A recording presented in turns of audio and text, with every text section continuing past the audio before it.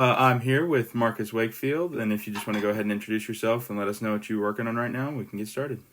Yeah, I'm Marcus Wakefield. A I'm in college for music industry. I play classical piano is my main thing, and then in addition to that, I sing.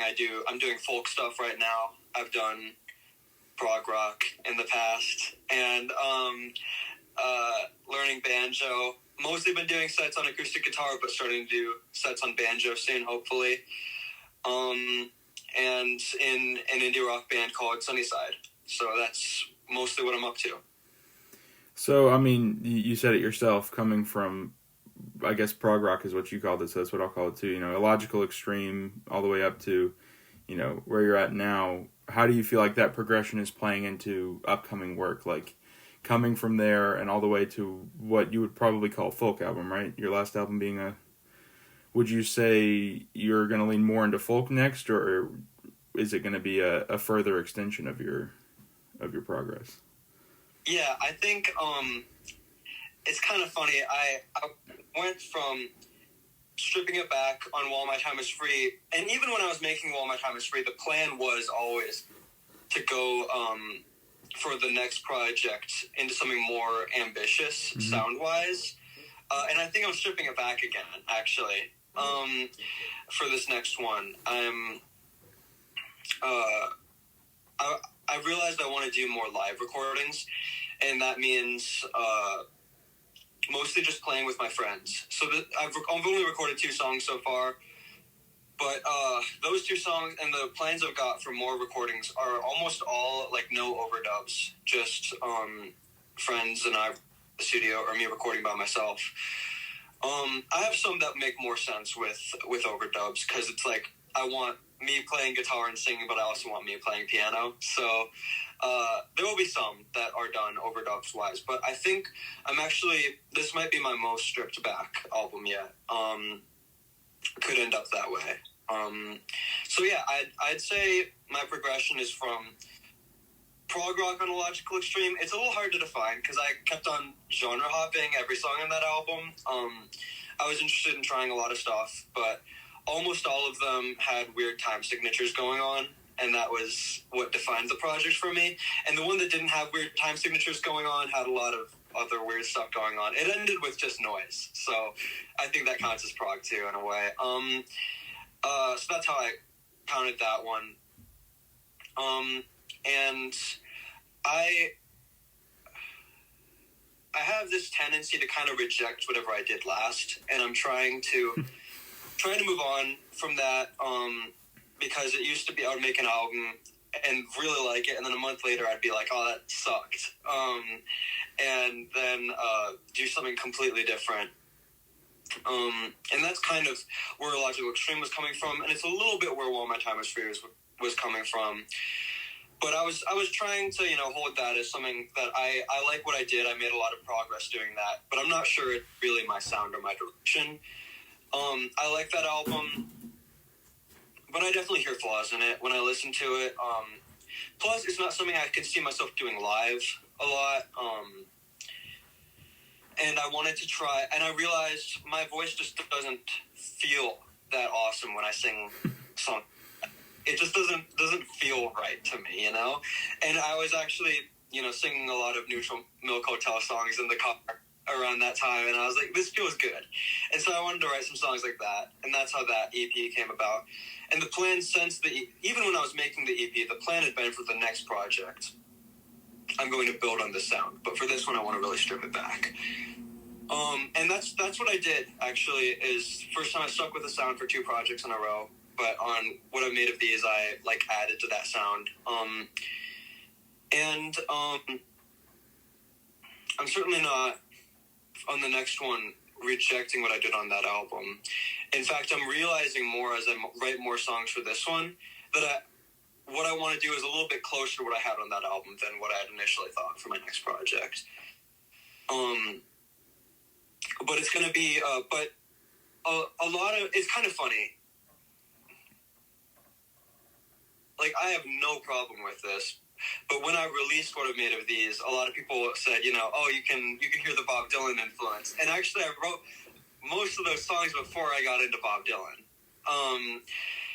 And so actually, like on the mixing, the mixes, I used Bob Dylan for a lot of the reference mixes. But the writing was not as much. And here on this next one, the writing is going to be more Dylan influenced, and there's going to be harmonica. And sound wise, it's going to have a lot more of those stripped back acoustic folk qualities that in general it's gone way past Bob Dylan now. Phil Oakes, Pete Seeger, Woody Guthrie, and many others, but those would be the main ones for kind of the sound I'm going for. Yeah, I mean, I definitely do hear Bob Dylan because, I hear you talk about him enough that I'm looking for it. But yeah. How much do you think, with this sound evolution that you've had and a certain level of all of the growth and all the change coming from, you see the imperfections in something, so you want to get away from it. Do you think acceptance will bring, like, you're talking about stripping it back, drawing more inspiration from yourself, like what you want to make more than trying to make what someone else, trying to make a Bob Dylan song less, maybe? Do you think you're genuinely starting to accept your own, what you want to make personally? Yeah, that's real, dude. Acceptance is really hard. It's really hard. Yeah, and it's something I've given a thought to. What I've Made of These is like, it might be the first album that I haven't like rejected since I made it, and there's still time. But I've went into it somewhat, and definitely around the release time, which I'll be honest was a pretty rough time for. I made it a big goal of I do not want this to be another project that I release and reject, and so I'm really proud of how I kind of found a style for myself on that album that I feel fits me, lyrically. I feel like it's kind of there with what I want to do. And so when I'm saying, I'm writing more like Bob Dylan, I'm certainly taking that influence, but I'm not, but I think, to get into specifics, what I realized when I was making my last album is that kind of honesty and simplicity and sincerity in lyrics and in vocals is what I do best. It's what I feel most natural writing, and it's what I know best, my own emotions and my own experiences. And that's what I want to write about, and that's kind of the way I want to write it, in this very upfront and sincere way. And honestly, when I've tried to just write like Bob Dylan, it doesn't work as well for me, especially the later stuff that's more abstract. Writing in an abstract way, it can be fun, and I do it sometimes for fun, but it doesn't click with me as well as just writing pretty plain and sincere, and I've been sticking with that style more. Yeah, and you were talking about, stages of life and lyrics. The stripped back sound, from what you're saying, would make more sense for where you are, and how much does stage of life influence the sound? Because it'll obviously influence lyrics, A lot of What I've Made of These talks about, especially in the opening song, the end of your music career, my discography's over, making music's obsolete, and, the angst of making music, of why do I deserve to be heard, and grappling with that personally. Do you think that you found some creative piece that's led to that more stripped back sound being what you're going towards, and how will that affect your lyrics from here? Yeah, certainly it's affecting my lyrics. Sound wise, that's interesting. I'm not sure that when it comes to stage of life, I guess. Oh yeah, actually it does. Because I've been wanting to play live a lot more. And I only 3 songs from What I've Made of These live. I do 4 songs from While My Time Is Free in the live set, and I do 3 from What I've Made of These. And playing live is something that's become a lot more important to me since I made that album. And actually part of why I'm writing more in the Bob Dylan PC whatever style is because those are songs that I love doing live and are easy to do live. And so when it comes to my sound, I want to be writing and recording songs that I'm going to love to do live. Is a lot of what's going into that thought when I'm crafting how something's going to sound versus when I was making What I've Made of These. The plan was always, I'm going to flesh out this sound in the studio. I'm going to give myself a unique sound, was one of my concerns with that. And I feel like I did a good job of that. But it also meant, I guess, a lot of what I still did the thing where I tracked the initial tracks with just guitar and vocals. But if I had just released the guitar and vocal tracks, I would not have been happy with it. And I'm trying to write songs more that I'd be cool with just like releasing a guitar and vocal, as a full track. Lyrically, definitely. I'll be honest, the release of this last album was pretty rough for me. It was like I got so crazy about perfectionism with mixing it. It's the worst perfectionism I've ever had, honestly. I mixed the album about 5 times. It took me forever. I put deadlines on myself that were too soon and just wasn't sleeping, and I would be hanging out with a friend and just like wouldn't even pay attention to them. I was just thinking about mixing my album, it was bad. And I never wanted to, honestly. And part of what I decided after that album is, and even with the final mix, I still hear flaws in that mix. I still feel like I did my best, but I just don't know how to make a mix that sounds as professional as what a perfect mix would sound like to me, And so I decided, in the future, screw mixing, man. I'm just gonna put a song together and do something that's good enough, and the song's out there, and I'm gonna release it, because that kind of perfectionism surrounding mixing is not worth it to me.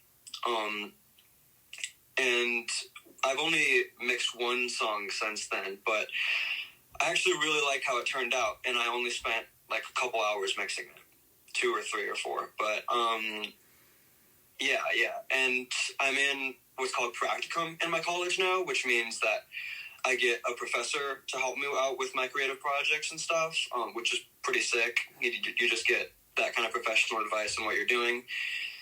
And so having him help me with mixes and give that kind of validation of, yeah, this sounds good, that can always put some finality on it. Something I realized around the time of making my last album was that was the difference in how healthy my creative processes are with classical piano and with making albums. And actually, I'm so much kinder to myself when it comes to classical piano, even when something doesn't go well. And whenever I've made an album, it's always been, does this sound professional? Does this sound like what someone else did? Does this sound good enough? And with piano, it's legitimately always just been, this is the best I can do. I worked my hardest on this. I put it out there and it's done now. And then the next thing is going to be even better.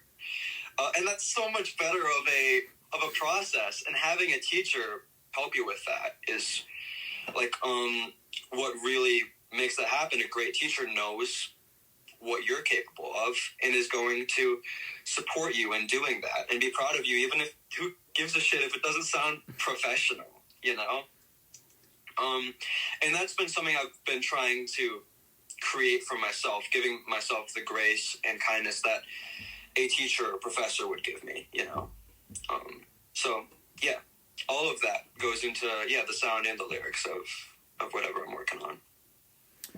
Okay, so then I think a good place to sort of wrap everything up would be seeing a lot of what you listen to, your influences, music you consider to be perfection or peak or whatever you would say. Stuff like Neutral Milk Hotel, like Father John Misty, like Bob Dylan, all those things that I've seen you cite as 10 out of 10 specifically is the measurement I've seen. But which of those do you think played the biggest part in inspiration for your last record?